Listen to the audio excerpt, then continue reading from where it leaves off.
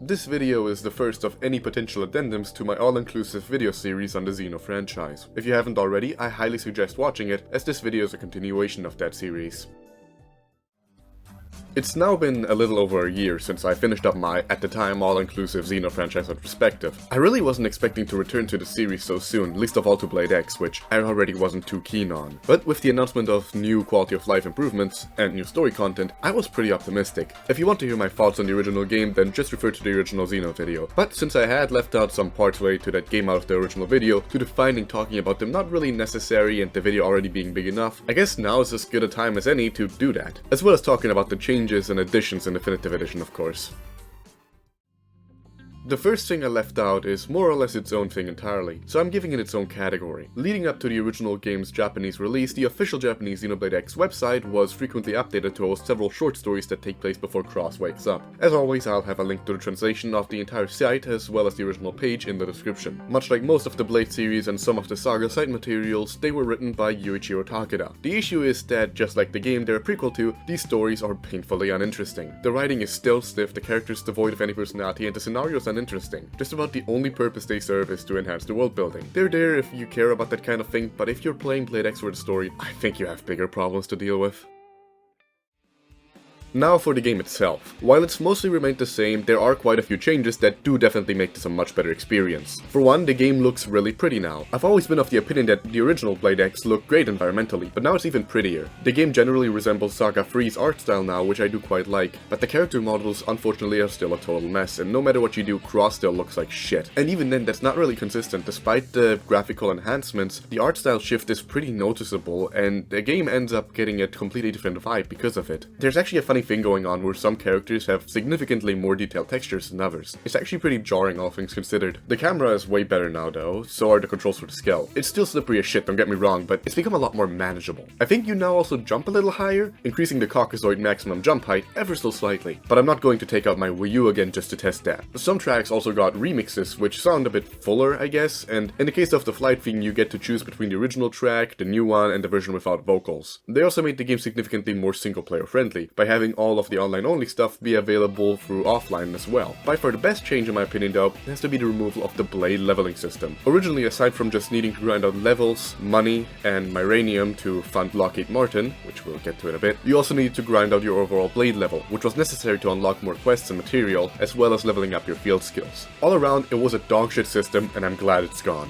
But the last big things that are added are that the level cap has been raised from 60 to 99, and the addition of quick cooldown. Xenoblade X has always had an incredibly intricate, albeit really obtuse and very abusable combat system that I honestly didn't give enough credit in my original video. I'd put it about on par with Xenoblade 2 in terms of complexity. The classes and soul voice systems allow for a shocking amount of player expression, and once you reach the post-game, one of the most fun things to do is to just abuse the ever-living shit out of the system to turn Cross into an unstoppable death god. These changes allow you to go even further beyond. Raising the level cap is pretty self-explanatory, but quick cooldown is a mechanic that lets you use a rechargeable resource, similar to the tension meter, which you use to go into overdrive and revive dead allies, to instantly reuse any arts that are currently on cooldown. At first this only works on foot, so scale fights still have all the same issues as before, but since ground combat overshadowing the mech fights has somehow always been a series tradition, this doesn't really go anywhere or change all that much, but in the post-game, scales get it too. Combat's always been the highlight of this game, and they've made it even better. Unfortunately, they didn't try to salvage anything else in this game. It still remains a single-player MMO that really shouldn't have been. All the multiplayer content is still relegated to just standalone raid missions. The maps are still incredibly empty and a chore to traverse on foot, and most importantly, it's still an absolute grindfest thanks to its progression systems. Want to progress the main story? Please painstakingly fill out X% of the map or fulfill Y random conditions. Want to get better gear? Please engage with this dogshit mining system where you just connect several nodes of the same probes to each other so you can mine Myranium that you can invest into different manufacturers, of which Sakuraba really should be the only one that you invest in at the start, because that way you can get level 50 scales as soon as you unlock them. It's extremely tiresome unless you just straight up enjoy the act of roaming around the world itself, which at least on foot, I don't, and I never did. Obviously I wasn't expecting them to overhaul the entire game, that would have been ridiculous and more effort than it's worth, and they honestly improved more than I expected them to begin with, but these are still very much issues with the game on a whole, and they're just as present here as they were on Wii U. And then of course you have the story itself. There have been virtually no changes whatsoever from the original for what was already there in the game, which unfortunately means that the writing's still incredibly stiff, the narrative's still extremely subpar, the character's still completely unlikable, and the world's still thoroughly left unexplored narratively narratively outside of a trillion of side quests. Narratively, Takahashi had virtually no involvement with this game, and without spoiling anything, that hasn't changed for any of the new content. And it really shows. The story is seriously the last thing you should be playing this game for, and it's even more true from this version than the original. Other than that, all of the remaining big additions all come in the form of completely new content, which, since the game is still relatively new, I will be having in their own coming up gameplay spoiler section separate from the story spoiler one. This will only show visual gameplay spoilers. I won't be taking anything narratively away or whatever, but if you still don't want to see that, just jump to the timestamp on screen to skip both. Holy shit, the new content was dog shit. The 2 new party members really aren't worth the headache that is getting them. And the Hersvelg, aside from being visually really cool, and despite being completely and utterly disconnected from what it was supposed to be in the original narrative, is not fun for anything except for getting around by virtue of not being able to change its arts. So that's like half the appeal of this game's combat gone. And then there's the new area. I straight up hated this place. It's a giant collection of floating land masses surrounded by a million enemies that will attack you on sight, some of which will follow you halfway across the map. And because of that, it's a genuine chore to navigate. What doesn't help is that while you can technically just ignore everything and go straight for the final goal in its chapter, you're really not gonna want to do that unless you've already turned Cross into a death machine. So instead you end up essentially chasing needles in a haystack, trying to scour every nook and cranny of these relatively broad radiuses they give you on the minimap, where a certain thing you're going to want to collect are at. What doesn't help is that once you're in this area, you can also just not leave until you're done. And the highest level enemy here is 60, so if you want to level up, it's a huge chore. What doesn't help is that this area has a new exclusive battle theme, and it doesn't fit with the rest of the soundtrack at all. I don't think it's made by Sawano, as it doesn't at all sound like any of the other stuff he's made, and more so sounds like something you'd hear in a Sonic game. Don't believe me? Here's some proof.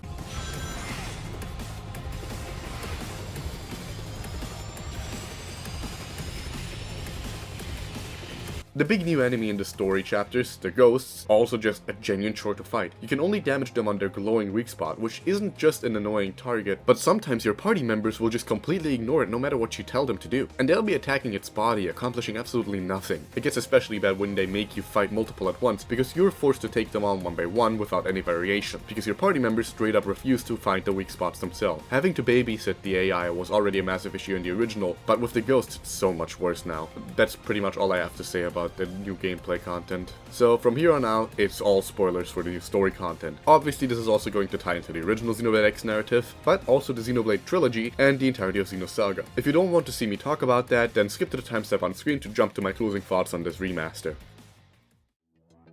Making you find all of your party members one by one again was a really cool idea conceptually, but in practice it's such a chore because Volataris just straight up isn't fun to traverse. They also had a perfect opportunity to answer any questions raised by the original, like Cross's amnesia, and they just chose to completely ignore it outside of a joke. And the final boss is just, oh my god, it's awful. You're basically forced to use your scout because this fight is a DPS check more than anything, and every now and then he'll try to escape, and the only way to stop him is by binding him with your skill. So if it breaks during the fight, you better hope you can kill him fast enough. God, it's such a dumb mechanic. When I finished the game, I was currently streaming it to some friends, and after hysterically laughing our asses off at the genuinely atrocious dialogue, once the final cutscene ended, I paused the game, and I said to them, that was quite possibly one of the most offensive endings I have ever seen in a video game. Let's take it from the top. The new story content was all of the exact same bullshit as the base game. Unlikable characters, forced feeling dialogue, and just plain bad writing. Hell, sometimes I thought the writing was worse than in the original. They didn't even add a cutscene viewer, so for some fucking reason, you have to replay the entirety of chapter 13 if you want to see all of the scenes. I don't want to do that, so you're gonna have to live with screenshots of things I'm talking about sometimes. But lines like, your Earth accepted me with all the compassion of a place your people rightly call their mother, feel so stiff that I have to wonder if AI was involved in writing them. I also cannot begin to explain how legitimately upset I am at how they completely gutted all of the original concepts for the game. The Black Knight was very clearly a testament. His design in the art book was awesome, and the Resvelg was supposed to be his Skell. Yet here it is, given some random, completely new, missable side character who sucks. Because fuck you. We don't even get any real conclusion to the cliffhangers in the original game, because all of the Lifehold core shit is very quickly forgotten about in favor of the all-new problems. And Lao never actually survived and instead ended up in purgatory, where he vanishes shortly after anyway. Instead, we get Elma's old partner. Aside from being nothing like the art book described him, Alois is also the corniest motherfucker of all time. And he brings with him the worst twist in the franchise. Welcome to the fucking multiverse. The way that they explain the multiverse is so unnecessarily corny, and it was kind of upsetting. They could have just left it at, oh, this is an alternate alternate reality, and some of the things from it also happen to happen in the main timeline, which honestly would have been much better. Or maybe they could have made it a UMN simulation like I originally theorized in my older video. Both of these would have been fine, but instead we now have 4 separate timelines because we needed to force this into the main timeline somehow. The Xenogears timeline, the Xenosaga and Blade main timeline, the timeline in which Earth is destroyed by the ghosts in the intro of X, and the timeline in which all of X takes place. From the moment the game started toying with the idea of getting the cast to jump across into a different dimension in order to escape theirs being destroyed, I was continuously dreading them crossing over to the main timeline. And when they eventually did, I was hit like a truck by the realization that this will be the plot of Xenoblade 4. All of this on its own is already bad, sure, but it's inoffensive, if really stupid. The part that pissed me off was how they continuously tied it into Xenosaga. Oh my god. The ghosts are just this reality's equivalent of the Gnosis. Fine. They function pretty much the same and have the same abilities. The main villain and their leader, Void, is basically just an alternate reality counterpart of Uriev, being an evil scientist driven mad by the contact with Zohar, and gaining an obsession with an aspect of godhood. Unrelated addendum, but is it just me or does his true form kind of look like Azura? Also, Lao GigaChat bottom text. The worst part is the ending cutscene. When I saw the scene with the dancing figure in front of the Zohar silhouette with the white feathers coming towards the screen, I realized something. That's Nephilim after the ending of Saga 3, with all of the Xenosaga feather imagery, and I was already upset at how forced this was. But then they follow it up with Alois just straight up talking about heaven, and then they copy-paste the ending of Xenosaga 3 like it's earned. It might as well be a one-to-one copy at this point, and essentially spits all over the impact that that ending had, and revealed that Blade took place on Lost Jerusalem all along. You seriously mean to tell me that there's a non-zero chance Cosmos is going to bump into these cardboard cutouts like it's the Elsa introduction scene in Saga 1 while she's falling to Earth? I genuinely never want to see any of these characters again, but at this point I've just kind of come to terms with the fact that I will. It's greatly upsetting, and you can really tell that Takahashi didn't have much involvement in the plot, because if he did, Jesus Christ, what the fuck are you doing, dude? But hey,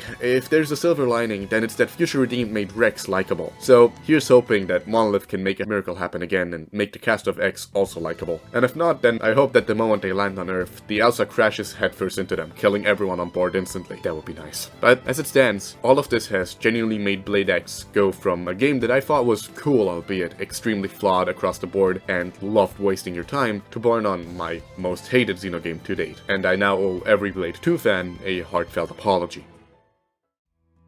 In conclusion, Xenoblade X Definitive Edition is better than the original, and if you're looking for MMO-like combat that is breakable beyond belief, a massive open world to traverse, and cool mechs you can customize, all the while listening to a completely overpowering soundtrack with the funniest lyrics of all time, then this game is gonna keep you fed for hundreds of hours. But if you're looking for something even resembling a good story, I recommend playing literally any other Xeno game instead. Yes, even that one. With all of that said, I wish you all a wonderful morning, day, evening, or night. Do me a favor, have a good one. Cheers.